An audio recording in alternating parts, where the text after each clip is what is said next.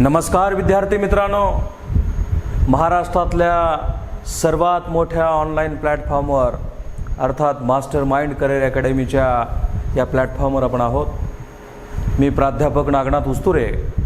अतिशय महत्त्वाचं प्रकरण स्पर्धा परीक्षेच्या दृष्टिकोनातून आपल्यासमोर मी घेऊन आलो आहे। याच्या अगोदर एक प्रकरण मी घेतलेलं आहे, म्हणजे मूलभूत हक्क, म्हणजे काही कलम मी मूलभूत हक्काचे घेतले आहेत आणि पहिला जो हक्क आहे तो समानतेचा हक्क मी संपवला आहे।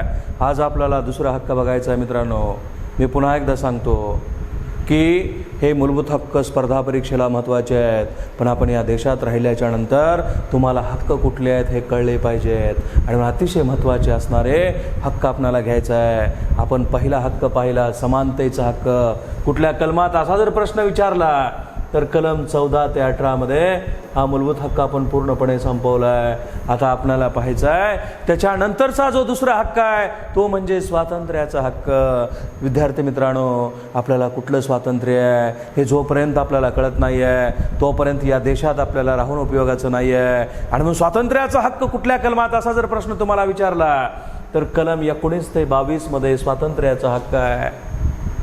आणि अतिशय महत्त्वाचा मुद्दा लक्षात ठेवायचा की कलम 19 काय सांगतंय, तर कलम 19 मध्ये 6 स्वातंत्र्याची हमी दिली आहे। मुलांनो, 6 स्वातंत्र्याची हमी दिली आहे। आता सुरुवातीला कलम 19 मध्ये 7 स्वातंत्र्य होते, है ना, आणि म्हणून कलम 19 फ संपत्ती मिळवण्याचं स्वातंत्र्य होतं, पण हे संपत्ती मिळवण्याचा हक्क वगळला गेला आहे। कलम 31 वगळलं आहे, कलम 19 फ वगळलं आहे आणि राज्यघटनेच्या भाग 12 कलम 300 ए मध्ये कायदेशीर हक्क म्हणून समाविष्ट केला आहे। 44वी घटना दुरुस्ती 1978 नुसार। आता जर परीक्षेला तुम्हाला विचारलं की कलम 19 मध्ये किती स्वातंत्र्याची हमी दिली आहे, तर 6 दिली आहे, पण सुरुवातीला 7 होती, हे तुम्हाला सांगता आलं पाहिजे। आणि मग कलम 19 मध्ये कुठलं कुठलं स्वातंत्र्य आहे मुलांनो, तर बघा, पहिलं स्वातंत्र्य आहे कोणतं, तर भाषण आणि विचार स्वातंत्र्य। भारतातल्या प्रत्येक व्यक्तीला आपला विचार मांडण्याचा अधिकार आहे, भाषण करण्याचा अधिकार आहे, पण काय बोलावं ह्याला मर्यादा आहेत। इथं लक्षात ठेवायचं की नुसतं तुमचा विचार मांडत असताना तुम्ही नुसतं बोलणं नाही आहे, तुम्ही एखादा मुद्दा लिहूनसुद्धा बोलू शकता, एखाद्या वर्तमानपत्रामध्ये एखादं संपादकीय लेख लिहू शकता, तुम्ही व्यंगचित्राच्या माध्यमामधून तुमचा विचार देऊ शकाल। आणि मग अनेक माध्यमं, प्रिंट मीडियाच्या माध्यमामधून आता अलीकडे खूप मोठे साधनं आहेत, फेसबुक असेल, व्हॉट्सअप असेल, ट्विटर असेल, अशा अनेक साधनाच्या माध्यमामधून आपल्याला तुमचा विचार मांडता येईल। परंतु काय बोलावं मात्र ह्याला मर्यादा आहेत। भाषण स्वातंत्र्य आहे, पण मर्यादा मात्र तुम्हाला सांगता आल्या पाहिजेत। इथं अतिशय महत्त्वाचा मुद्दा लक्षात ठेवायचा की तुम्ही हे भाषण देत असताना जर एकटंच जर समजा कुठं बडबडायला लागलात तर लोक तुम्हाला वेडं म्हणतील, पण तुम्ही जर तुमचा विचार मांडताय, 5-10 लोक तुमच्या समोर आहेत, तर काहीतरी चाललंय असं म्हणतील। परंतु समाजात तेढ निर्माण करण्याची जर भाषा तुम्ही करत असाल तर ते मात्र राज्यघटनेला मान्य नाही आहे। भारतातल्या प्रत्येक व्यक्तीला विचार स्वातंत्र्य आहे, पण काय बोलावं मर्यादा आहेत। एक उदाहरण सांगतो मुलांनो, काय उदाहरण आहे, तर ओबीसी बंधू आहे ना, MIMचे ओबीसी बंधू थोडंसं आक्रमक बोलतात, अनेक भागात ते जातात। आता ओबीसीच बंधूच आक्रमक बोलतात असं नाही, तर हिंदू धर्मातले बरेचसे लोकसुद्धा आक्रमक बोलतात, ते राज्यघटनेला मान्य नाही आहे। तुम्हाला भाषण विचार स्वातंत्र्य आहे, पण समाजात तेढ निर्माण करणारी जर भाषा तुम्ही बोलत असाल तर ते राज्यघटनेला मान्य नाही आहे। आणि म्हणून जिथं जिथं ओबीसी भाषण करतात, नगरला जातात, पुण्याला जातात, लातूरला येतात, उस्मानाबादला येतात, औरंगाबादला येतात आणि इथं भाषण करत असताना दुसऱ्या धर्माला नावं ठेवतात, धार्मिक तेढ निर्माण करण्याची भाषा बोलतात। जेव्हा जेव्हा त्यांनी त्या जिल्ह्यामध्ये भाषण केलं आहे तिथल्या कोर्टाने त्यांना समन्स बजावला आहे की राज्यघटनेच्या विरोधी विचार तुम्हाला बोलता येत नाही, तुम्ही चांगलं बोला, तुमचं स्वागत आहे ना। प्रशासनसुद्धा, पोलीस प्रशासनसुद्धा, कायदा सुव्यवस्थासुद्धा तुमचं समर्थन करतं आहे, पण तिथंच जर वाईट विचार तुम्ही बोलत असाल तर ते मात्र राज्यघटनेला मान्य नाही आहे। आणि म्हणून पहिला मुद्दा लक्षात ठेवायचा, कलम 19 काय सांगतंय, तर भाषण आणि विचार स्वातंत्र्य, पण काय बोलावं ह्याला मात्र मर्यादा। या पद्धतीनं तो संदर्भ तुम्हाला देता आला पाहिजे। त्याच्या पुढे जाऊन अतिशय महत्त्वाचा मुद्दा, कलम 19(2) काय सांगतंय, असा जर प्रश्न तुम्हाला विचारला तर त्याचं उत्तर तुम्हाला देता आलं पाहिजे। कलम 19(2) सांगतंय काय बघा, तर विनाशस्त्र एकत्र जमणे आहे ना. विनाशस्त्र एकत्र जमणे म्हणजे शांततेच्या मार्गानं आहे ना. आता शांततेच्या मार्गानं आहे ना. आणि म्हणून लक्षात ठेवायचं काय बघा की विनाशस्त्र एकत्र जमणे. आता या शस्त्रामध्ये नेमकं काय येतं आहे तर या शस्त्रामध्ये काठी असेल, कुऱ्हाड असेल, दगड असेल आहे ना, पिस्तूल असेल, हे सगळ्या गोष्टी येतात. तुम्हाला विनाशस्त्र एकत्र जमता येईल शांततेच्या मार्गानं. तुम्ही एकत्र जमलात एखाद्या मैदानावर, काही मागण्या तुम्ही मागताय आणि मागण्या मागत असताना जर पोलीस प्रशासनाला कळालं की अमुक अमुक मैदानावरती लोक एकत्रित आहेत पण त्यांच्याकडे शस्त्र आहे, तिथं मात्र कायदा येतो, तुम्हाला विनाशस्त्र एकत्र जमता येईल शांततेच्या मार्गानं, पण शस्त्र असेल तर तुम्हाला कायदा सोडत नाही. इथं अतिशय महत्त्वाचा मुद्दा लक्षात ठेवायचा की शांततेच्या मार्गानं मागं मराठा समाजाचं आंदोलन निघालं. पोलीस प्रशासनाने, सरकारने त्यांचं स्वागत केलं, कारण शांततेच्या मार्गानं.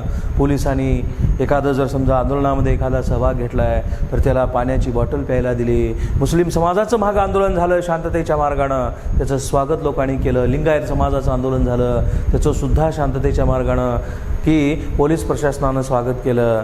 पण तेच आंदोलन जर समजा वादग्रस्त राहिलं असतं, शस्त्र घेऊन काही लोक आलेत, 100-1 लोक, दगड आहेत, काट्या आहेत आहे ना, कत्ती आहेत, कुऱ्हाड आहे, तर ते सुद्धा राज्यघटनेला मान्य नाही. इथं लक्षात एवढंच ठेवायचं, काय लक्षात ठेवायचं की भारतातल्या प्रत्येक व्यक्तीला विनाशस्त्र एकत्र जमता येईल, बंधन नाही. पण शस्त्र घेऊन जमलात तर मात्र इथं कायदा येणार. इथं अतिशय महत्त्वाचा मुद्दा लक्षात ठेवायचा. कोणता तर अतिशय महत्त्वाचा मुद्दा बघा कोणता तर एका धर्माला म्हणजे शीखांना आहे ना, शीख धर्मातल्या लोकांना त्यांच्या धर्मामध्येच तरतूद आहे. काय तरतूद आहे तर कृपाणे धारण करण्याचा अधिकार आहे. कृपाणे धारण करणे, कृपाणे म्हणजे आहे ना, कृपाणे धारण करणे म्हणजे शस्त्र जवळ बाळगणे. त्यांच्या धर्माचा तो अधिकार आहे, धर्म स्वातंत्र्य आहे. कृपाने धारण करणे, जवळ बाळगा. आता मनमोहन सिंग 10 वर्ष होते मित्रांनो, त्यांच्याकडे शस्त्र असेल का? असेल कुठंतरी छोटंसं, कारण त्यांच्या धर्मात ती तरतूद आहे. आणि म्हणून कृपाने जवळ बाळगायचा अधिकार आहे. पण त्या शिखाच्या व्यक्तीनं जर ते शस्त्र बाहेर काढलं, आता तुम्ही नांदेडला गेलात, तुम्ही पंजाबला अमृतसरला गेलात तर तुम्हाला हे कृपाने दिसून येतील. खूप लांबच्या लांब तलवारी त्या ठिकाणी दिसून येतात. पण ती तलवार तुम्हाला जवळ बाळगायचं आहे. ती तलवार घेऊन जर बाहेर तुम्ही नाचत पडत असाल तर ते राज्यघटनेला मान्य नाही आहे. आणि म्हणून लक्षात ठेवायचं की विनाशस्त्र तुम्हाला एकत्र जमता येईल. आता विनाशस्त्र एकत्र जमण्यावर काही बंधनं टाकले आहेत तर फौजदारी प्रक्रिया संहिता आहे ना, हे खरं तर PSIच्या ज्या मेन्स परीक्षा आहेत तर त्या अशा परीक्षेला विचारतात. पोलीस भरतीचं तुमचं ट्रेनिंग सेशन असेल तर अशा वेळेस हे प्रश्न विचारतात. आणि मग एकत्र जमण्याच्या हक्कावर कुठली मर्यादा टाकली आहे तर फौजदारी प्रक्रिया संहिता 1973च्या खूप महत्त्वाचं आहे, कलम 144 दंड अधिकारी व इंडियन पिनल कोड IPCच्या सेक्शन 141 अंतर्गत एकत्र जमण्याच्या हक्कावर मर्यादा टाकण्यात आल्या आहेत. कारण सुरक्षेच्या दृष्टिकोनातून आहे ना, समाजात तेढ निर्माण होता कामा नये, शांततेच्या मार्गानं या सगळ्या गोष्टी चालाव्यात, याच्यासाठी या पद्धतीच्या फौजदारी दंडसंहितेच्या कलमानं या पद्धतीनं एकत्र जमण्याचे जे काही हक्क आहे तर त्याच्यावर मर्यादा टाकण्यात आली आहे. आणि म्हणून लक्षात ठेवायचं, कलम 19 भाषण आणि विचार स्वातंत्र्य, कलम 19(2) विनाशस्त्र एकत्र जमणे शांततेच्या मार्गानं. आणि अतिशय महत्त्वाचा मुद्दा लक्षात ठेवायचं की 19(3) काय सांगतंय तर संस्था बघा, कुठलीही एखादी संस्था धार्मिक असेल, सामाजिक असेल, राजकीय असेल तर ही संस्था संघ तुम्हाला स्थापन करता येईल. त्याच्या पुढे जाऊन तुम्हाला सहकारी संस्था आहे ना, संस्था संघ आणि सहकारी संस्था स्थापन करता येईल. तुम्हाला एखादी संघटना स्थापन करता येईल. तर भारताचा विचार केला तर अनेक संघटना आहेत आहे ना, छावा संघटना आहे, टिपू सुलतान संघटना आहे, हर हर महादेव संघटना आहे, जय हनुमान संघटना आहे. भारतातल्या प्रत्येक व्यक्तीला संघटना स्थापन करण्याचा अधिकार आहे. पण ही संघटना स्थापन करत असताना तुमच्याकडून लोकोपयोगी कामं होणं अपेक्षित आहे. पण त्या संघटनेच्या माध्यमामधून जर तुम्ही काही वेगळं कृत्य करत असाल तर ते मात्र राज्यघटनेला मान्य नाही आहे. चांगलं कृत्य करा. मुलांनो, कोरोनाच्या काळामध्ये की अनेक संघटनेने की अनेक ॲम्ब्युलन्स दान दिल्या, अनेक हॉस्पिटलला दिल्या आणि त्याच्या पुढे जाऊन जे या कोरोनाच्या काळामध्ये जे भुकेनं व्याकुळ झालेले लोक होते, तर या संघटनेनं अनेक संघटनांनी महाराष्ट्रातल्या देशातल्या संघटनांनी गरजूंना मदत केली. आपण त्याचं कौतुक केलं. माझा मुद्दा सांगण्याचा एवढाच आहे की प्रत्येक व्यक्तीला संघटना, संस्था, संघ स्थापन करण्याचा अधिकार आहे. आणि अजून एक महत्त्वाचा मुद्दा लक्षात ठेवायचा की सहकारी संस्था स्थापन करण्याचा अधिकार सुद्धा राज्यघटनेनं दिला आहे.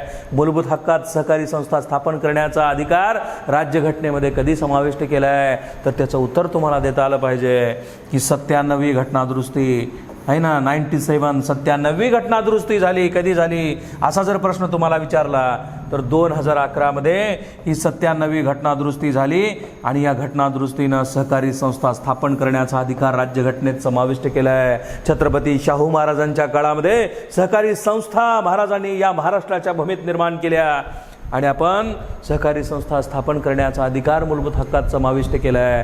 कधी केला आहे तर या घटनादुरुस्तीनं केलं आहे. हे सुद्धा तुम्हाला सांगता आलं पाहिजे. आणि म्हणून स्वातंत्र्याच्या हक्कामध्ये कलम 19 मधले हे 3 मुद्दे तुम्हाला या पद्धतीनं सांगता आले पाहिजेत. त्याच्या पुढे जाऊन अतिशय महत्त्वाचा मुद्दा काय, महत्त्वाचा मुद्दा की त्याच्यानंतर आहे स्वातंत्र्याच्या हक्कामधला चौथा 19(4) हा मुद्दा, भारतामध्ये कोठेही मुक्त संचार करणे. मुक्त संचार म्हणजे फिरणे आहे ना, कुठेही जा तुम्ही, मुक्त संचार करा. आता बरेचसे देहवेडे लोक असतात, सगळं भारत भ्रमण करतात. असे बरेचसे लोक असतात, सगळं जग भ्रमण करतात. पण जग भ्रमण करायचं असेल तर तिथं मग बऱ्याचशा गोष्टीला तिथं मर्यादा येतात. पण भारतात फिरायचं असेल, तुम्ही महाराष्ट्रातल्या नगरचे आहात, तुम्हाला जर समजा कुठं आंध्रात जायचं असेल, तुम्हाला कर्नाटकात जायचं असेल, तुम्हाला बिहारला जायचं आहे, तुम्हाला केरळला जायचं आहे, तर तिथलं लोक म्हणणार नाहीत की कशाला आलास रे बाबा महाराष्ट्रातून.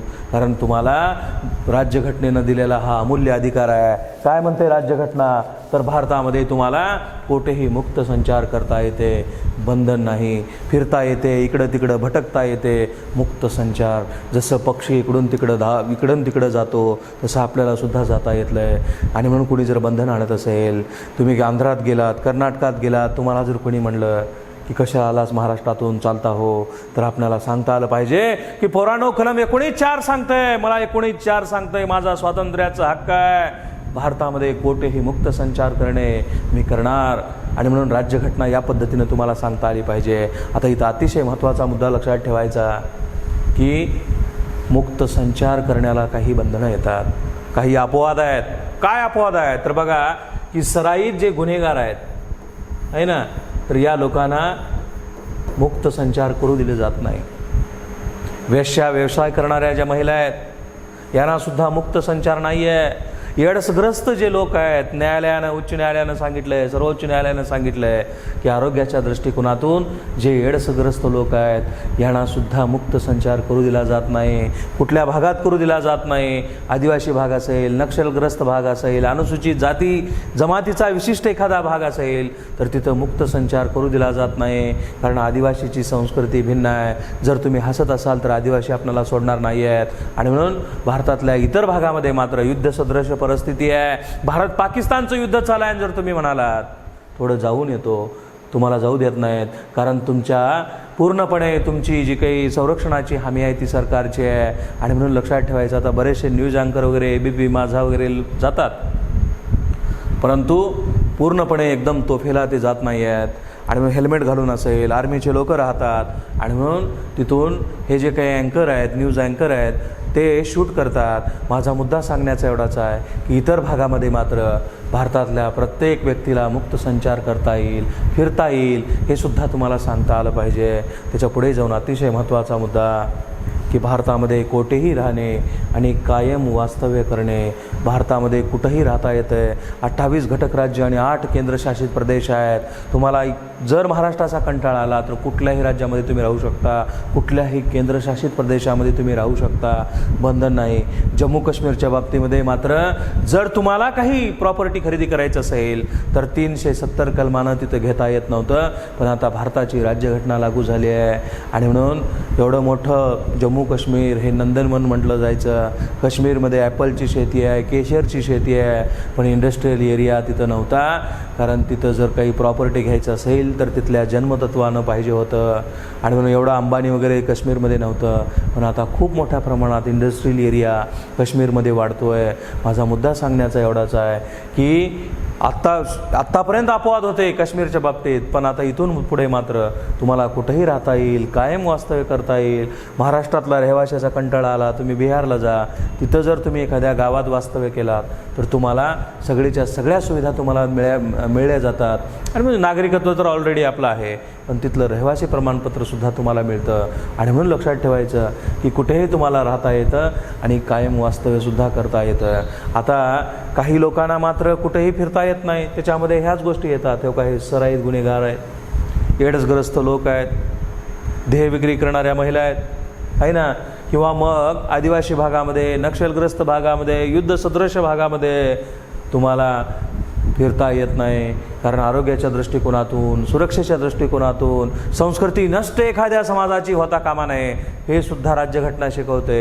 पण इतर भागामध्ये मात्र तुम्हाला कुठेही राहता येते, कायम वास्तव्य करता येते, हे तुम्हाला सांगता आलं पाहिजे, आहे ना. स्वातंत्र्याचा हक्क, त्याच्यामधलं कलम 19 स्वातंत्र्य आपण 4 पाहिले, आहे ना, 5 पाहिले. आणि त्याच्यानंतर अतिशय महत्त्वाचं असणारं जे 6वं स्वातंत्र्य आहे, कोणतं बघा, तर भारतातल्या प्रत्येक व्यक्तीला कोणताही व्यवसाय करता येईल, आहे ना, कुठलाही व्यवसाय करता येईल, तुम्हाला कुठलाही व्यापार करता येईल, तुम्हाला एखादा उद्योग करता येईल, आहे ना, तुम्हाला कुठलाही धंदा करता येईल.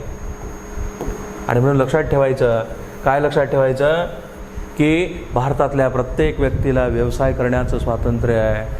तुम्ही भज्याचा गाडा टाका, तुम्ही खारमुऱ्याचा गाडा टाका, तुम्हाला कोणी नाही म्हणणार अरे कशाला टाकलास गाडा, कारण तुम्हाला स्वातंत्र्य आहे. तुम्ही साधे एखादी टपरी टाका, तुम्हाला अधिकार आहे. तुम्ही 5 स्टार हॉटेल टाका, तुम्हाला कोणी नाही म्हणणार कशाला टाकलास, कारण राज्यघटनेनं दिलेला हा तुम्हाला खूप मोठा स्वातंत्र्याचा अधिकार आहे. कुठलाही व्यवसाय टाकता येईल, कुठलाही व्यापार करता येईल, कुठलाही उद्योग तुम्हाला टाकता येईल. पण आरोग्याच्या दृष्टीनं काही असे व्यवसाय आहेत. आता हिंदू धर्मामध्ये किंवा अनेक जे काही मस्जिद आहे, चर्च आहे, तर अशा ठिकाणी जर तुम्ही खाटकूटचा व्यवसाय करत असाल तर ते आरोग्याच्या दृष्टिकोनातून, त्या पावित्र्याच्या दृष्टिकोनातून राज्यघटनेला मान्य नाही आहे. आणि म्हणून कुठलाही व्यवसाय तुम्हाला करता येईल. काही व्यवसाय जर समजा ते मच्छी मार्केट आहे, मटण मार्केट आहे, तिथल्या लोकांनी जर समजा म्हणलं की आम्हाला खूप त्रास होतो आहे, तर ती पर्यायी जागा त्या नगरपरिषदेला, महानगरपालिकेला द्यावी लागते, तिथं बंधनं येतात. पण इतर ठिकाणी मात्र बंधनं येत नाहीत. तुम्हाला कुठलाही व्यवसाय, कुठलाही उद्योग करता येईल. पण असे काही व्यवसाय असतात, आहे ना, तर ते व्यवसाय परवान्याच्या माध्यमातूनच केले जातात. मग कुठले व्यवसाय, तर बघा स्फोटक पदार्थ, आहे ना, कुठले व्यवसाय, तर स्फोटक पदार्थ.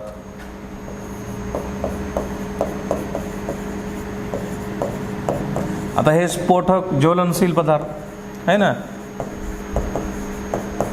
त्याच्यात गॅस आहे, पेट्रोल आहे, डिझेल आहे ना, तर असे हे सगळे घटक येतात. आणि याचा व्यवसाय जर तुम्हाला करायचा असेल तर परवाना लागतो. आता ग्रामीण भागामध्ये पेट्रोल वगैरे बॉटलमध्ये ठेवतात, ते मान्य नाही बरं, तर तो गुन्हा आहे. आणि म्हणून लक्षात ठेवायचं की परवान्याच्या माध्यमातूनच तुम्हाला हे स्फोटक पदार्थ, ज्वलनशील पदार्थ ठेवता येतात. विषारी औषधं आहे ना, याचासुद्धा ह्याच्यात समावेश होतो. विषारी आहे ना, विषारी औषधे. आता पूर्वी आमच्या लहानपणी उंदीर मरायचं औषध कुठं मिळायचं, तर किराणा दुकानात मिळायचं. 5 रुपयाला 10 रुपयाला पुढे असायची आणि उंदीर मरायचं औषध मिळायचं. परंतु ते उंदीर मरायचं औषध आता किराणा दुकानात ठेवत नाहीत, कारण उंदरं मरण्याच्या ऐवजी हे उंदराला देण्यापेक्षा माणसानीच ते खाऊन अनेक लोकांनी आपलं जीवन संपवलं. आणि म्हणून त्याच्यावर बंधन आले परवान्याच्या माध्यमामधून, आहे ना, तो व्यवसाय करता येईल. त्याच्या पुढे जाऊन ॲसिडचा जो काही व्यवसाय आहे तो सुद्धा परवान्याच्या माध्यमामधूनच केला जातो. कारण हे ॲसिड बॅटरीमध्ये न टाकता अनेक लोकांनी, अनेक पागल लोकांनी अनेक मुलींचं आयुष्य उद्ध्वस्त केलं आहे. तुम्ही जर एखादा पिक्चर पाहिला, छपाक नावाचा पिक्चर, त्याच्यामध्ये सगळी परिस्थिती तिथं वर्णन केली आहे. माझा मुद्दा एवढाच आहे की ॲसिड बॅटरीमध्ये न घालता मुलीच्या चेहऱ्यावर पागल लोक टाकतात आणि मुलीचं उद्ध्वस्त जीवन करतात. आणि म्हणून आता सरकारनं ह्याच्यावर बंधनं टाकलेत. जर तुम्हाला ॲसिडचा व्यवसाय करायचा असेल तर बॅटरीसाठी तुम्हाला आधार कार्डचे कुणालाही देत नाही आहेत ॲसिड, आणि मग तुमचे आधार कार्ड तुमची नोंद घेतली जाते आणि वापर कशाला होतो आहे हे सुद्धा म्हणजे तिथं नोंदी केल्याच्या नंतरच तुम्हाला ॲसिड दिलं जातं.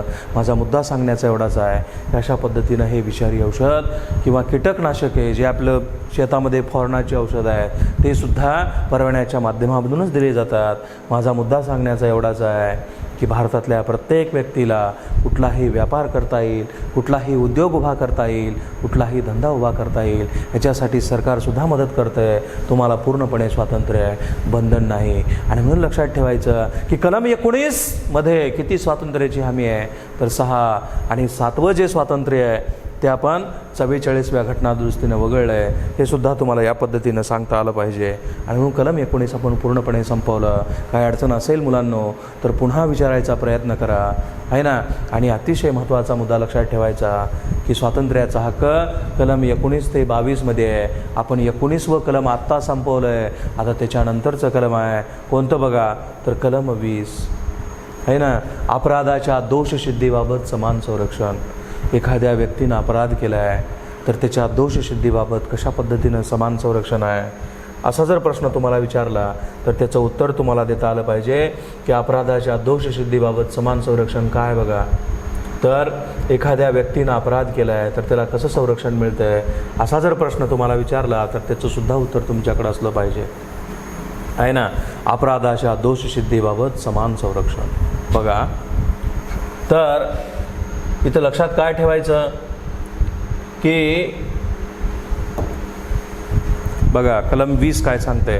स्वातंत्र्याचा हक्क आपण पाहतो 20वं कलम. अपराधाच्या एखाद्या व्यक्तीनं अपराध केला आहे तर त्याच्या दोषसिद्धीबाबत कसं संरक्षण मिळते. आता खरं तर हे सरळ सेवेला विचारत नाही, फक्त तुम्ही लक्षात ठेवायचं सरळ सेवेच्या मुलांनो कलम 20 काय सांगते. अपराधाच्या दोषसिद्धीबाबत समान संरक्षण एवढंच आहे ना, त्याच्या खोलात जायचं नाही. आता तरीसुद्धा 1-2-3 मुद्दे फक्त जर ते लक्षात ठेवायचे. काय बघा की भारतातल्या प्रत्येक व्यक्तीला कसं संरक्षण आहे तर इथं पूर्वीच्या कायद्याने आहे ना, पूर्वीच्या कायद्याने शिक्षा नाही, प्रचलित कायद्याने शिक्षा दिली जावी. पहिला मुद्दा प्रचलित कायद्याने शिक्षा दिली जावी. एक गुन्हा एकच शिक्षा आहे ना, एक गुन्हा एकच शिक्षा, एक गुन्हा एकच खटला चालवला जावा. तिसरा मुद्दा. आणि स्वतः विरुद्ध साक्षीदाराची सक्ती म्हणजे स्वतःच्या विरुद्ध साक्षीदाराची सक्ती केली जाऊ नये. अशा पद्धतीने 1-2-4 गोष्टी इथं महत्त्वाच्या आहेत. पण सरळ सेवेला ह्याच्यावर प्रश्न नाही आहे. फक्त कलम 20 काय सांगते एवढं जरी लक्षात ठेवलात तर अपराधाच्या दोषसिद्धीबाबत समान संरक्षण. एक गुन्हा एकच शिक्षा दिली जावी. जोपर्यंत गुन्हा सिद्ध होत नाही तोपर्यंत शिक्षा नाही. अशा पद्धतीने 1-2-3 गोष्टी जरी लक्षात ठेवला तर पुरेसा आहे. आणि म्हणून या स्वातंत्र्याच्या हक्कामधलं 20वं कलम हे अतिशय महत्त्वाचं आहे. आपण पूर्णपणे शिकवलं आहे. त्याच्या पुढे जाऊन अतिशय महत्त्वाचं असणारं कलम ते म्हणजे कलम 21 जीवित आणि व्यक्तिगत स्वातंत्र्याची हमी. खूप महत्त्वाचं कलम मित्रांनो. भारतातल्या प्रत्येक व्यक्तीला जीवन जगायचा अधिकार आहे. कुणीच हिरावून घेऊ शकत नाही.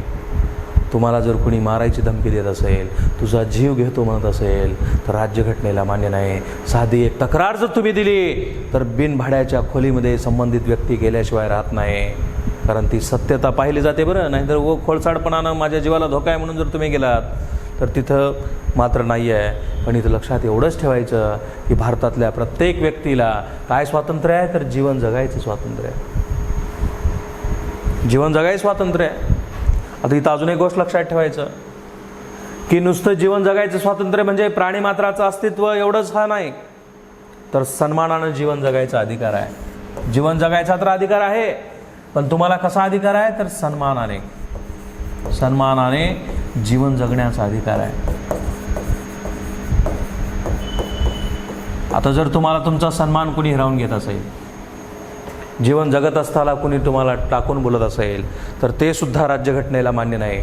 आणि म्हणून लक्षात ठेवायचं की भारतातल्या प्रत्येक व्यक्तीला जीवन जगण्याचा अधिकार आहे. आणि नुसतं प्राणीमात्राचं अस्तित्व म्हणजे जीवन जगणे नुसता श्वास चालू आहे ना, त्याचं अस्तित्व म्हणजे जीवन जगणे नव्हे तर सन्मानाने जीवन जगणे. जर तुम्हाला कोणी टाकून बोलत असेल तर ते सुद्धा राज्यघटनेला मान्य नाही. कलम 21 नुसार संबंधित व्यक्ती बिनभाड्याच्या खोलीत गेल्याशिवाय राहत नाही.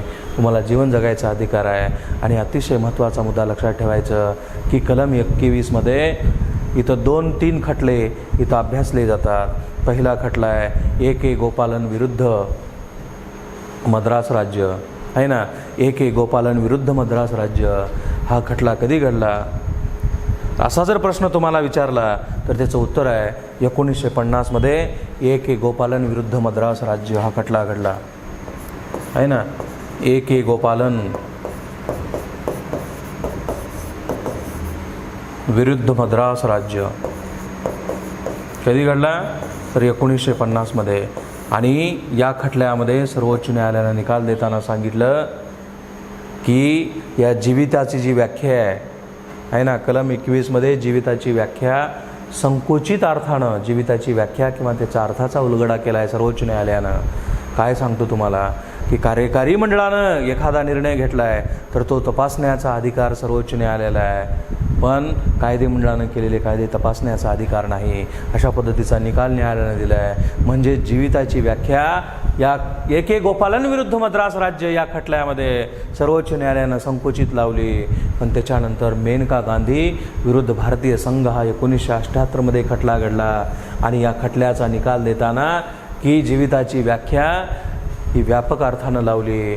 कायदे मंडळ आणि कार्यकारी मंडळ दोन्ही गोष्टीने केलेली कृती तपासण्याचा अधिकार सर्वोच्च न्यायालयाला असा निकाल सर्वोच्च न्यायालयाने दिला. म्हणजे जीविताचा जो काही व्याख्येचा अर्थ आहे तो व्यापक अर्थाने लावला. आणि म्हणून लक्षात ठेवायचं, काय लक्षात ठेवायचं की अशा पद्धतीनं कलम 21 मध्ये प्रत्येक व्यक्तीला, भारतातल्या प्रत्येक व्यक्तीला जीवन जगायचा अधिकार आहे. मी ह्याच्या अगोदरसुद्धा तुम्हाला सांगितलं आहे की जन्मल्याला एखादं सेकंदाचं 2 सेकंदाचं बाळ आहे, एखाद्या आईनं मारले, आई दोषी आहे. आणि जर समजा एखाद्या आईच्या पोटामध्ये बाळ आहे, विशिष्ट कालावधीच्या नंतर जर त्या आईनं मारलं असेल तर आई दोषी आहे. जीवन जगायचा अधिकार आहे. एखादा माणूस आहे अगदी मरणाच्या दारेत आहे, खूप त्रास देतोय, घरच्या माणसांना जीव जात नाही आहे, एखाद्या व्यक्तीनं दगड घातला आहे त्या माणसाच्या डोक्यामध्ये, तरीसुद्धा तो व्यक्ती दोषी आहे. कारण नैसर्गिकरित्या मरू द्या मित्रांनो, नैसर्गिकरित्या मरू द्या. अनेक समाध्या वगैरे महाराज घ्यायचे पूर्वीच्या काळामध्ये, पण त्या समाधीवर सुद्धा, जिवंत समाधीवर आता बंधनं आहेत. कारण नैसर्गिकरित्या प्रत्येकाला मरण आलं पाहिजे. जोपर्यंत त्याची अंतविधी करत नाही, विटंबनासुद्धा मान्य नाही आहे ना. एखादी देह किंवा एखादी बॉडी आहे मृत झालेली तर त्याची विटंबनासुद्धा राज्यघटनेला मान्य नाही आहे. आणि म्हणून भारतातल्या प्रत्येक व्यक्तीला कुठलं स्वातंत्र्य आहे तर जीवन जगायचं स्वातंत्र्य आहे आणि सन्मानानं जीवन जगायचं स्वातंत्र्य आहे. आता त्याच्या पुढे जाऊन मग व्यक्तिगत स्वातंत्र्यामध्ये नेमकं काय येतं आहे तर व्यक्तिगत स्वातंत्र्यामध्ये पहिला मुद्दा येतो की सन्मानाने जीवन जगण्याचा अधिकार आहे. पर्यावरणाच्या सानिध्यामध्ये, व्यक्तिगत स्वातंत्र्यामध्ये पर्यावरणाच्या सानिध्यामध्ये जेवढ्या गोष्टी आहेत त्याचा आस्वाद तुम्हाला घेता येईल आहे ना. हवा, पाणी आहे ना. जर समजा खूप मोठ्या प्रमाणात हवेचं प्रदूषण झालं तर इथं बंधनं येतात. आणि म्हणून दिल्लीमध्ये दिवाळीच्या काळामध्ये लोक फटाके फोडतात आणि जसं बैलाला मुंगूस घालावं तसं मास्क घालून फिरतात. आता कोरोनानं आपल्याला मास्क दाखवले, पण दिल्लीचे लोक त्याच्या अगोदरसुद्धा मास्क वापरत होते. कारण एवढं मोठ्या प्रमाणात प्रदूषण व्हायचं आणि त्या प्रदूषणामुळं अनेक गंभीर आजार दिल्लीच्या लोकांना जडायचे. सर्वोच्च न्यायालय सारखं, उच्च न्यायालय तिथलं ताशेरे ओढायचं की तुम्ही प्रदूषण करू नका, पण लोक ऐकायचे नाहीत. गच्चीवर उभे राहायचे आणि रॉकेटवरती सोडायचे. खूप मोठ्या प्रमाणात प्रदूषण व्हायचं. इथं लक्षात ठेवायचं की तुम्ही हवा जर खराब करत असाल तर इथं सरकार असेल, न्यायव्यवस्था असेल, इथं बंधनं टाकण्याचा प्रयत्न करतं आहे. तुम्हाला हवा ही चांगली मिळाली पाहिजे, अलग लक्षात. आणि मग ह्या कोरोनाच्या काळामध्ये ऑक्सिजन जर नसेल तर लोक तडफडून मेले, याची जाणीव आपण ठेवली पाहिजे. पर्यावरणाच्या जेवढे काही सानिध्यामध्ये जेवढ्या गोष्टी आहेत तर त्याचं संरक्षण, जतन केलं पाहिजे आणि प्रदूषण होता कामा नये ह्याच्यासाठी सुद्धा प्रयत्न केलं पाहिजे. पाणीसुद्धा तुम्हाला स्वच्छ देणं हे सरकारचं काम आहे. आणि म्हणून हे पाणी जर तुम्हाला स्वच्छ मिळत नसेल, व्यक्तिगत स्वातंत्र्यामध्ये हवा असेल, पाणी असेल, निसर्गाच्या सानिध्यामध्ये जेवढ्या गोष्टी आहेत त्याचा आस्वाद तुम्हाला या पद्धतीनं घेता येईल. आणि म्हणून लक्षात ठेवायचं, व्यक्तिगत स्वातंत्र्यामध्ये पर्यावरणाचा हक्क आहे, व्यक्तिगत स्वातंत्र्यामध्ये तुम्हाला उपजीविकेचा हक्क आहे. उपजीविका म्हणजे तुम्हाला कुठलाही रोजगार करता येईल, तुम्हाला कुठलीही नोकरी करता येईल, बंधन नाही. तुमची उपजीविका कशी भागवता येईल तुम्हाला पूर्णपणे स्वातंत्र्य आहे. जर कोणी तुम्हाला बंधन आणत असेल तर ते राज्यघटनेला मान्य नाही आहे. तुम्हाला अजून कुठलं व्यक्तिगत स्वातंत्र्य आहे तर तुम्हाला निवारा किंवा घर उभा करता येईल, स्वातंत्र्य आहे. परंतु तुमच्या मालकीत तुम्ही निवारा उभा केला तर तुम्हाला स्वातंत्र्य आहे. परंतु सार्वजनिक मालकीच्या ठिकाणी जर तुम्ही निवारा उभा करत असाल, मी इथं घर बांधतो रस्त्याच्या कडेला असं म्हणत असाल तर ते राज्यघटनेला मान्य नाही आहे. तुम्ही परवान्याच्या माध्यमामधून तुमचं घर बांधताय, तुम्हाला तो पूर्णपणे अधिकार आहे. निवारा तुम्हाला पूर्णपणे हे करता येईल. त्याच्या पुढे जाऊन अजून एक महत्त्वाचा मुद्दा की तुम्हाला एखादी गोष्ट गुप्त ठेवता येईल, गुप्तता आहे ना. एखादी गोष्ट तुम्हाला गुप्त ठेवता येईल. जर कोणी जर तुमच्या गुप्ततेचा भंग करत असेल तर ते सुद्धा राज्यघटनेला मान्य नाही. तुमची माहिती तुमच्याकडून जर काढून कोणी घ्यायचा प्रयत्न करत असेल, साधी एक तक्रार जर तुम्ही दिली पोलीस स्टेशनमध्ये, तर तो व्यक्ती तुम्हाला जो त्रास देत आहे तो बिनभाड्याच्या खोलीत गेल्याशिवाय राहत नाही. कुठल्या कलमानं? कलम 21नं. व्यक्तिगत स्वातंत्र्य आहे. तुम्हाला तातडीची वैद्यकीय सेवा हे सुद्धा तुम्हाला व्यक्तिगत स्वातंत्र्य आहे. जर तातडीची वैद्यकीय सेवा नाही मिळाली, आता ग्रामीण भागामध्ये ॲम्ब्युलन्स आहे पहा, ॲम्ब्युलन्स कॉल जर केलं ॲम्ब्युलन्सला तर 10-15 मिनटामध्ये ॲम्ब्युलन्स आली पाहिजे. तुम्ही रात्रभर कॉल करताय, एखादा व्यक्ती तुमचा मृत झाला आहे आणि ॲम्ब्युलन्सच्या ड्रायव्हरनं तुमचा फोनच रिसीव्ह केला नाही, तर तुम्हाला जीवित आणि व्यक्तिगत स्वातंत्र्य म्हणजे जीवन जगायचा अधिकार आहे. एखाद्या व्यक्तीचा जर तो अधिकार हिरावून घेतला आहे तर संबंधित ड्रायव्हरवर कारवाई केली जाते, बिनभाड्याच्या खोलीत जाते. कुठल्या कलमानं? 21 कलमानं. त्याच्या पुढे जाऊन तुम्हाला पुरेशी झोप घेता येईल, हे सुद्धा व्यक्तिगत स्वातंत्र्य आहे. आता किती तास झोपावं, किती तास झोपावं? आता बरेचसे देहवेडे लोक 4 तास झोपतात, 6 तास झोपतात, सतत कामात राहतात. आणि आपल्यासारखे लोक TETचा अभ्यास करणारे विद्यार्थी असतील, स्पर्धा परीक्षेचा अभ्यास करणारे विद्यार्थी असतील, काही म्हणालो मी, काही, सगळे नाही, काही विद्यार्थी किती तास झोपतात? 15-15 तास, 20-20 तास झोपतो आपण. लॉकडाऊनच्या काळामध्ये काहीतरी विद्यार्थी 20-20 तास झोपले. जेवायचं झोपायचं हाच कार्यक्रम आपला. आणि म्हणून लक्षात ठेवायचं की भारतातल्या प्रत्येक व्यक्तीला पुरेशी झोप घेण्याचं स्वातंत्र्य आहे. किती झोपावं याला बंधनं नाही, कितीही झोपू शकतो आपण. आता आपण रूम करून वगैरे विद्यार्थी दशेत राहतो आहे ना. आणि आपला मित्र जर तुम्हाला उठवत असेल, तुमचा मित्र जर तुम्हाला उठवत असेल, तुमची झोप मोड करत असेल, बादलीभर पाणी तुमच्या अंगावर टाकत असेल, तर ते राज्यघटनेला मान्य नाही. कारण पुरेशी झोप घेणं हे तुमचं व्यक्तिगत स्वातंत्र्य आहे ना. आणि जर समजा त्या ज्यानं तुम्हाला त्रास दिला आहे, तुमची झोप मोड केली आहे, त्या व्यक्तीच्या विरोधामध्ये साधी तुम्ही तक्रार जरी दिली तर संबंधित व्यक्ती बिनभाड्याच्या खोलीत गेल्याशिवाय राहत नाही. कारण पुरेशी झोप घेणं हे प्रत्येकाला व्यक्तिगत स्वातंत्र्य आहे. तुमची मैत्रीण असेल, तुमचा मित्र असेल, जर झोपत असेल तर 2-4 वाकळी टाकून त्याला झोप म्हणायचं. त्याला उठवण्याचा जर प्रयत्न केला तर कलम 21 तुम्हाला सोडत नाही. आणि म्हणून पुरेशी झोप घेणं हे सुद्धा अतिशय महत्त्वाचं स्वातंत्र्य आहे. हे सुद्धा तुम्हाला सांगता आलं पाहिजे. अलग लक्षात, त्वरितीने खटला चालवणे, वीज मिळवणे हे सुद्धा तुम्हाला स्वातंत्र्य आहे. वीज मिळवणे, आता पूर्वीच्या काळी वीज होती का? नव्हती, पण लोकांचं भागायचं. पण आता जर वीज नसेल, 1 मिनिट जरी वीज नसेल, लाईट नसेल आहे ना, वीज मिळवण्याचं तुम्हाला व्यक्तिगत स्वातंत्र्य आहे. तुम्हाला सांगतो, जर तुमच्या घरामध्ये विजेचं कनेक्शन असेल तर वीज द्यावी लागते. परंतु जर तुम्ही पैसेच भरत नसताल विजेचे आणि जर कनेक्शन कट केलं तर तिथं उपयोग नाही आहे. आणि जर तुम्हाला वीज नाही मिळाली तर सरकार कुठूनही तुम्हाला वीज देण्याची भूमिका सरकारची राहते. आणि म्हणून लक्षात ठेवायचं की आता तर मीटर खूप लेटेस्ट मीटर आलेत. पूर्वीच्या काळी घोटाळे करायचे लोक विजेच्या बाबतीमध्ये. आता विजेचा तुटवडा आहे अनेक जिल्ह्यामध्ये. आज 10-10 तास, 12-12 तास लोड शेडिंग आहे. कारण वीज निर्माण करत असताना अडथळे निर्माण होत आहे. आणि म्हणून लक्षात ठेवायचं की आत्ता सरकारनं सांगितलं आहे की थोडंसं वीज जपून वापरा. आणि म्हणून इथं लक्षात एवढंच ठेवायचं की पुरेशी वीज मिळवणं हे सुद्धा तुमचं व्यक्तिगत स्वातंत्र्य आहे. तुम्हाला माहितीचा अधिकार आहे ना, तुम्हाला शिक्षणाचा अधिकार हा व्यक्तिगत स्वातंत्र्यामध्ये येत आहे. तुम्ही लक्षात एवढंच ठेवायचं की भारतातल्या प्रत्येक व्यक्तीला जीवन जगण्याचा अधिकार आहे, सन्मानानं जीवन जगण्याचा अधिकार आहे. आणि व्यक्तिगत स्वातंत्र्यामध्ये या सगळ्या गोष्टी येतात. हे सुद्धा तुम्हाला या पद्धतीनं सांगता आलं पाहिजे. अतिशय महत्त्वाचं कलम स्वातंत्र्याच्या हक्कामधलं कोणतं तर 21 कलम, ज्याच्यावर सतत स्पर्धा परीक्षेला प्रश्न आहे. आणि अतिशय महत्त्वाचं तुम्हाला या पद्धतीनं सांगता आलं पाहिजे. त्याच्या पुढे जाऊन अतिशय महत्त्वाचा अजून एक मुद्दा लक्षात ठेवायचा. कोणता बघा तर कोणता मुद्दा लक्षात ठेवायचा तर त्याच्यानंतर अतिशय महत्त्वाचा मुद्दा कोणता बघा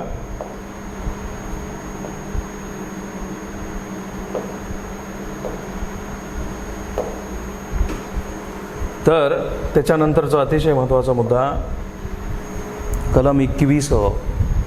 काय सांगते कलम 21? तर बघा आपण कलम 21 पाहिलं, जीवित आणि व्यक्तिगत स्वातंत्र्याची हमी. आता कलम 21 खूप महत्त्वाचा विचार. तर कलम 21 मध्ये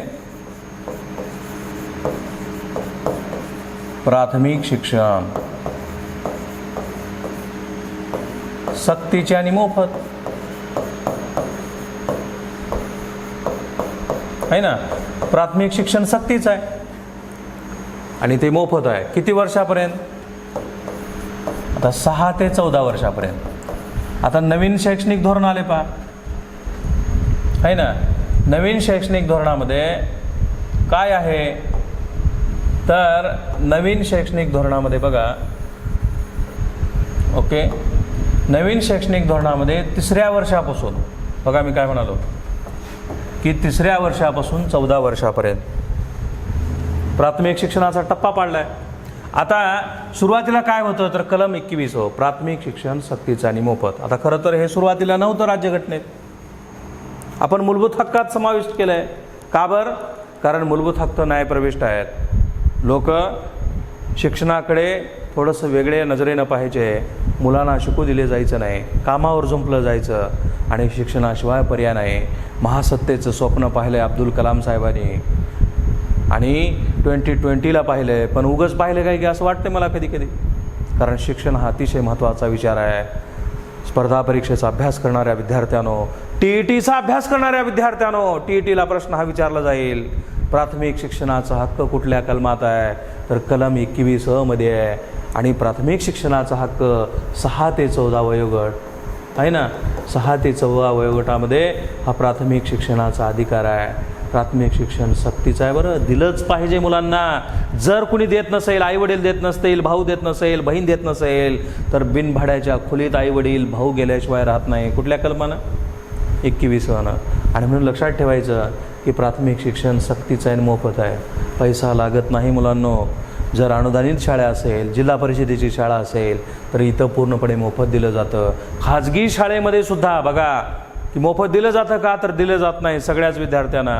पण एखादी खाजगी शाळा असेल तर त्या शाळेमध्ये आहे ना तर 100% 25 जागा म्हणजे 100 जागेपैकी 25% जागा या आर्थिक दुर्बल घटकासाठी राखीव असतात. आणि म्हणून प्राथमिक शिक्षणाचा हक्क या राज्यघटनेमध्ये कलम 21 मध्ये आहे. आता इथं अतिशय महत्त्वाचा मुद्दा लक्षात ठेवायचा. सुरुवातीला प्राथमिक शिक्षणाचा हक्क कुठल्या कलमात होता असा जर प्रश्न तुम्हाला विचारला तर हा प्राथमिक शिक्षणाचा हक्क राज्यघटनेच्या कलम 45 मध्ये होता. सुरुवातीला होता. मग आपण काय केलं? हे मार्गदर्शक तत्वातलं कलम आहे, न्यायप्रविष्ट नाही. लोक शिकूच देणार लहान मुलांना. शिक्षण हे देशाचं भविष्य आहे. देशाची भावी पिढी आपल्याला जर खऱ्या अर्थाने साक्षर करायचं असेल किंवा महासत्तेकडे वाटचाल करायचं असेल तर शिक्षणाशिवाय पर्याय नाही आहे. आणि म्हणून कलम 45 मधला जो मूलभूत हक्काचा जो काही भाग आहे तो उचलला आणि कुठं समाविष्ट केला मुलांनो तर कलम 21 मध्ये समाविष्ट केला. कारण मूलभूत हक्क हे न्यायप्रविष्ट आहेत. जर कोणी शिक्षण देत नसेल तर कायद्यानं गुन्हा आहे. आणि म्हणून मुलांना शिकवलंच पाहिजे या दृष्टिकोनातून हा भाग समाविष्ट केला आहे. मग स्पर्धा परीक्षेला प्रश्न विचारला गेला आहे. काय विचारला गेला आहे की प्राथमिक शिक्षणाचा हक्क राज्यघटनेमध्ये कधी समाविष्ट केला आहे तर 86वी घटना दुरुस्ती झाली आहे ना. आता कधी झाली तर 86वी घटना दुरुस्ती कधी झाली बघा, तर 2002मध्ये झाली. आणि या 86व्या घटना दुरुस्तीनं मार्गदर्शक तत्वातलं कलम 45मधलं कलम उचललं आणि कुठं टाकलं तर कलम 21मध्ये नव्यानं जोडलं. म्हणजे मूलभूत हक्कामध्ये त्याचा समावेश केला आहे, हे तुम्हाला सांगता आलं पाहिजे. आणि म्हणून लक्षात ठेवायचं की अशा पद्धतीनं अतिशय महत्त्वाचं असणारं हे हक्क आहे. आणि त्याच्यानंतर अजून एक गोष्ट लक्षात ठेवायचं की खऱ्या अर्थाने की उन्नीकृष्णन नावाचा 1993मध्ये खटला घडला आणि राज्यघटनेमध्ये हे कलम 21 जोडलं. शिक्षणाची व्याप्ती किंवा कलम 21मध्ये शिक्षणाचा हा समावेश केल्यामुळं या कलमाची खूप मोठ्या प्रमाणात व्याप्ती वाढली असं म्हणलं तर ते चुकीचं नाही आहे. इथं अतिशय महत्त्वाचा मुद्दा लक्षात ठेवायचा की प्राथमिक शिक्षण कलम 21 86व्या घटनादुरुस्तीनं राज्यघटनेत समाविष्ट केलं आहे. आणि अजून एक महत्त्वाचा मुद्दा लक्षात ठेवायचा की सरकारनं मग नंतरच्या काळामध्ये की हे शिक्षण सत्यात उतरण्यासाठी राईट टू एज्युकेशन हा कायदा केला. काय म्हणायचं त्याला तर RT राईट टू एज्युकेशन शिक्षण हक्क कायदा कधी केला असा जर प्रश्न विचारला तर 2009मध्ये केला. शिक्षण हक्क कायदा संसदेनं कधी केला तर 2009मध्ये केला. आणि 1 एप्रिल 2010 पासून बघा मुलांनो, राईट टू एज्युकेशन शिक्षण हक्क कायदा संसदेनं कधी केला तर 2009मध्ये केला.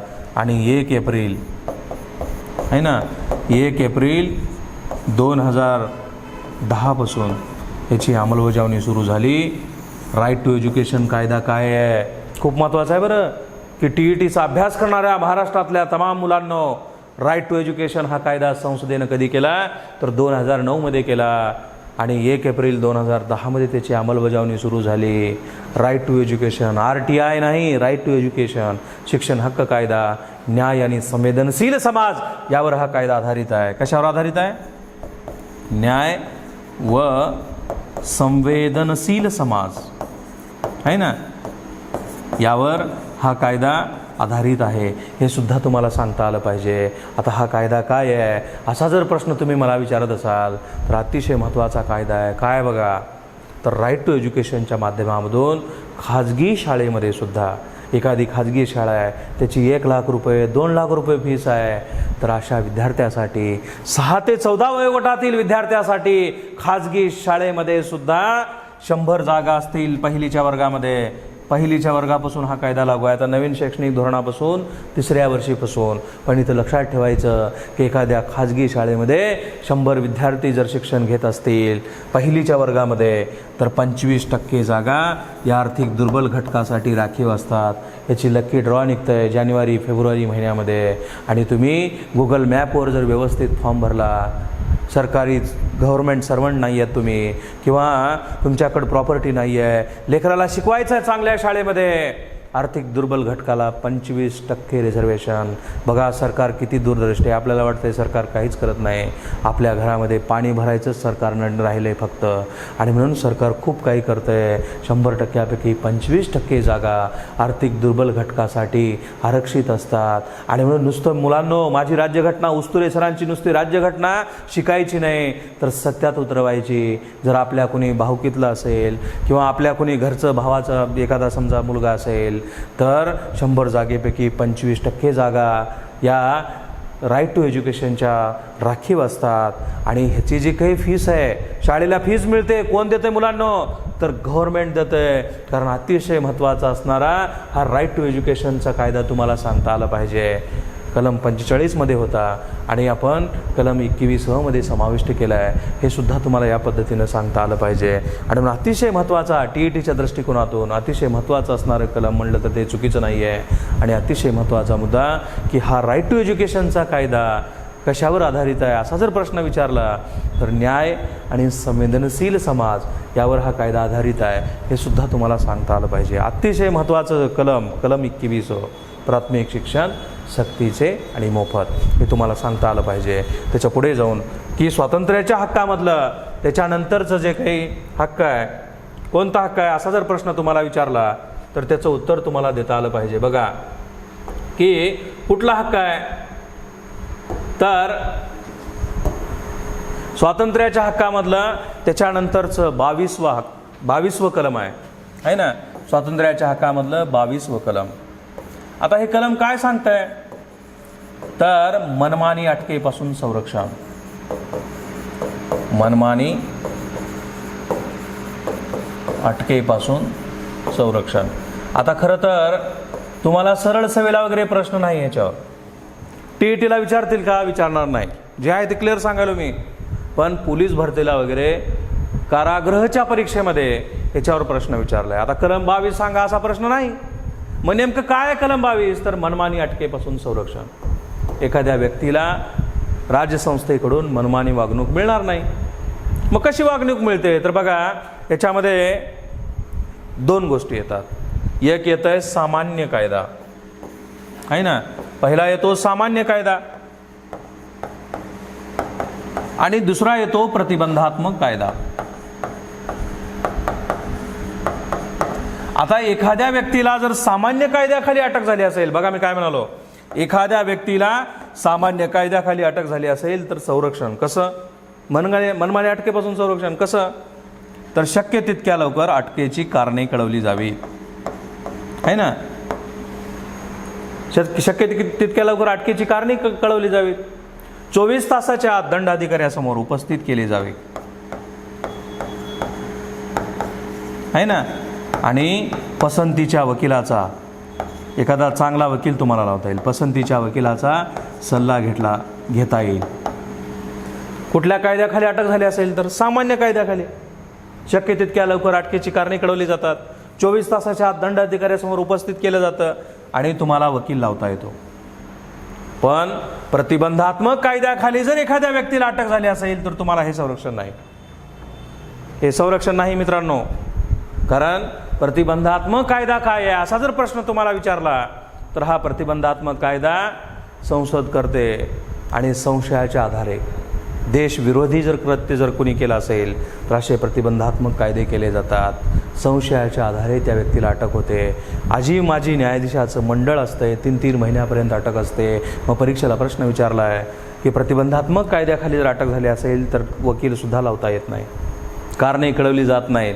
3 महिन्यापर्यंत अटक असते, दंडाधिकाऱ्यासमोर उपस्थित केले जात नाही, चौकशी केली जाते. आणि पहिला प्रतिबंधात्मक कायदा मग संसदेनं कधी केला आहे, 1950मध्ये केला आहे. मिसा नावाचा कायदा संसदेनं केला आहे. कधी केला आहे, तर 1971मध्ये केला आहे. कॉफी पोसा नावाचा कायदा संसदेनं केला आहे ना. कधी केला आहे, तर 1974मध्ये केला आहे.